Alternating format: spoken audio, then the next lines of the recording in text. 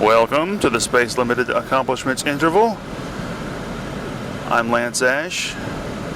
I'm in the car with my wife Bonnie, as usual. Hello.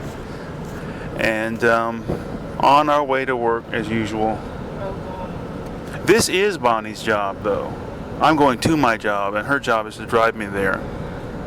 Why, Lance, or am I driving you to work? Everybody knows, if they've paid attention to the episodes so far, that I had a seizure and I can't drive for 6 months, which I think is ridiculous. It ought to be like, maybe a week. Well, maybe a month or two, but 6 months? That's ridiculous. It's just yet another example of the backwoods mentality of the Southern politician. All right, now, had a 3-day weekend because I called in sick on Thursday night. Now it's Sunday night. So we'll discuss what happened over the weekend. Number one, I completed and posted the first issue of my new online magazine called Lamp Clouding. You can read it, see it, enjoy it at my blog, which is lanceash.blogspot.com. And let's see. Bonnie, do you have anything that happened this weekend interesting? I went to the doctor. Peter had a CT scan. We got cake. Yeah, we had cake, yeah. And Reed came over to do her laundry. Our daughter, Reed, came over to do her laundry. And I wonder how she's doing, living on her own. She doesn't talk to anybody. Well, I'm going to encourage her to start writing.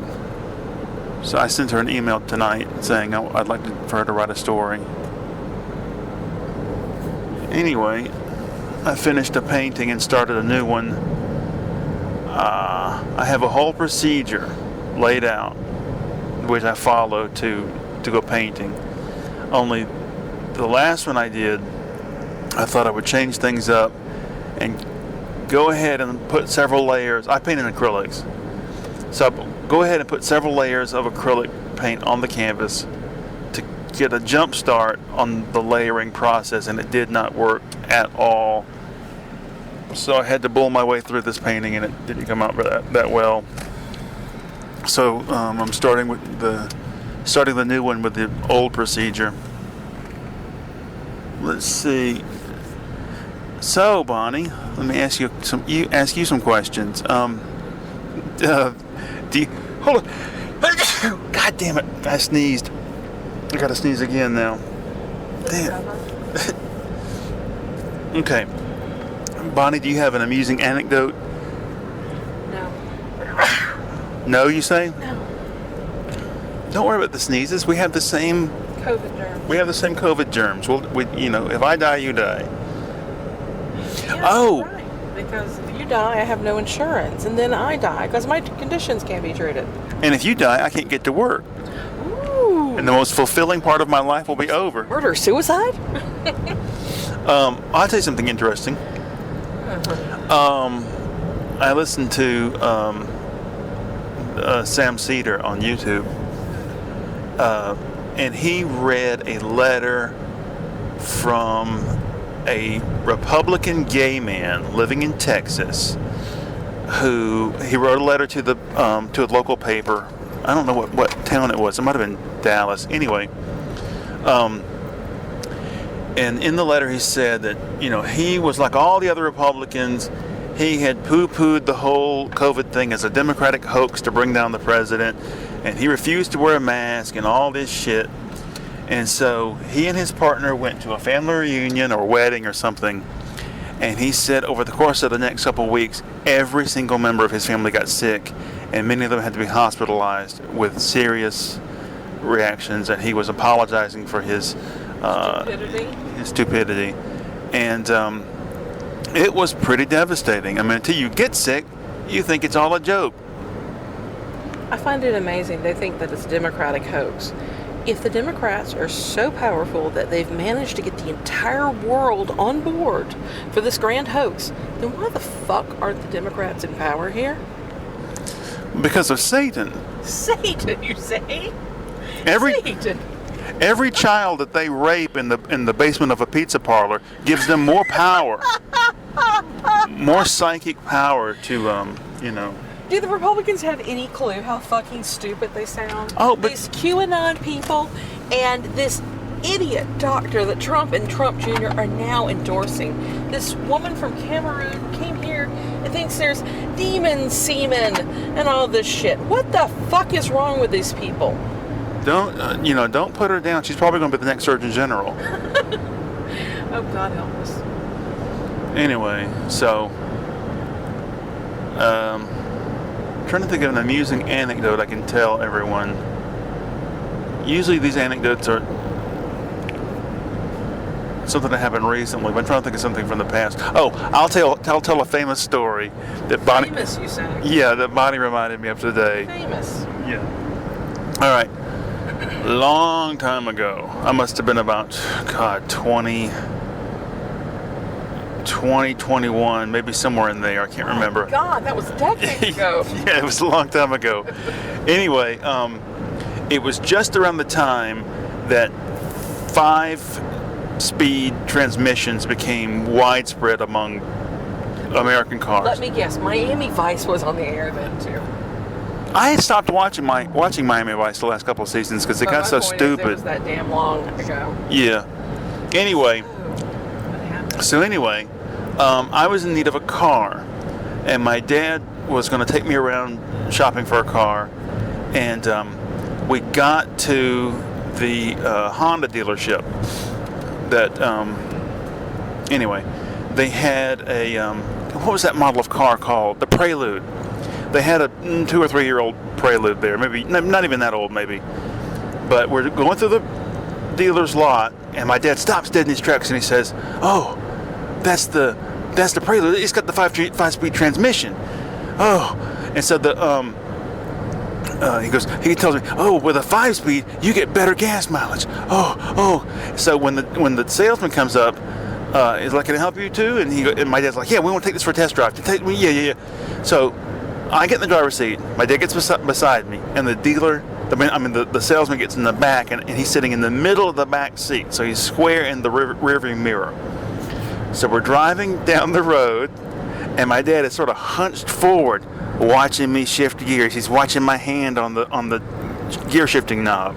First gear.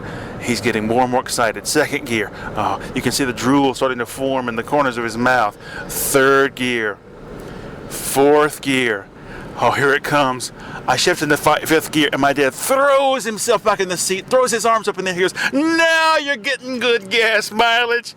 And I glanced up in the rearview mirror at the salesman, and he rolls his eyes like, "Oh, Christ." And it was so embarrassing. I've told this story probably 30 times over the last 30 years. Oh, Christ. Yes, you have. Yes. Bonnie's heard it many times. Yes. So that's my anecdote. You don't have any funny anecdotes from your past? No. You want to keep your secrets hidden, Quiet here. It's enough to kill you. and everyone else who hears this podcast, crodcast. Anyway, let's check the time. 5:55. Oh, what? Yeah, we got 10 minutes to go here. I'm trying to make these episodes 20 minutes long. What else happened this weekend? Are we going to just end the show early because we have nothing to say?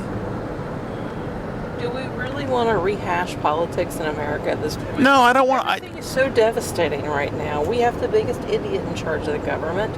We're the biggest idiot in charge of the state. There's nothing positive in the news anymore. We're so sick and tired of the same old news, the same old crap. Yeah, I didn't want to make this show political at all. And I swore that I wouldn't make any more comments on YouTube, but I made about 5 this weekend on stupid stuff I heard on YouTube. Stupid? You mean like Laura Ingraham? Yeah, it's just. I mean, apparently, I was watching Sam Cedar, and he had this clip of Laura Ingraham, even at this late date, dismissing COVID as overblown. It's not as bad as the Democrats want you to believe. Just, go out and, kiss a stranger. It'll be fine. May I? No, you may not. Put your mouth over a stranger's nose and inhale their nostril vapors. You'll be fine. I don't want to do that. Good. That's what I want to hear. Okay. That's not the way you kiss, by the way. It is how you kiss in some, foreign folk do these heathen Now you practices. sound like a Trumpster. Yeah. Why would you want to learn a foreign language? English is good enough. It's good enough for Jesus. What? Your mother, the guitar story. Oh, I started playing the guitar when I was 16, and I saved up and bought an acoustic. It was a Yamaha, which I later smashed in a drunken fit of stupidity. Was that with you or with me? Yeah, we were together when it happened. What's that? Anyway, but anyway, I had an acoustic, and then for Christmas that year, I got my first electric, which was an Ibanez. It was a piece of shit. It never would stay in tune. And can't remember but anyway, at some point I had a decent electric, and I bought another one. And my mother threw a fit. Why do you need two guitars? You can't play more than one at a time. Their attitude was, you're a man now. You're over 18. It's time for you to knuckle down and get a job. That's all that life is about. Endless toil. A couple of times in my life, my mother would say to me, well, the job you have now, how many hours are you getting? Well, 40 a week. Well, you have plenty of time to get a second job. I don't understand. This is from the same woman who was critical of her parents for getting up at the crack of dawn to start working in the garden, puttering around the yard. But, the older generation, that's their attitude. I tried to encourage my children to become artistic bombs, but they didn't seem to think that was a good idea. I think they wanted to eat. Well, eating is overrated. you Democrats, you exalt these, these desires of the flesh when you should be, Quiet you. focusing on the development of your spirit through endless work for the capitalist masters. All right, well, we're going to end the episode early. This has been a dud.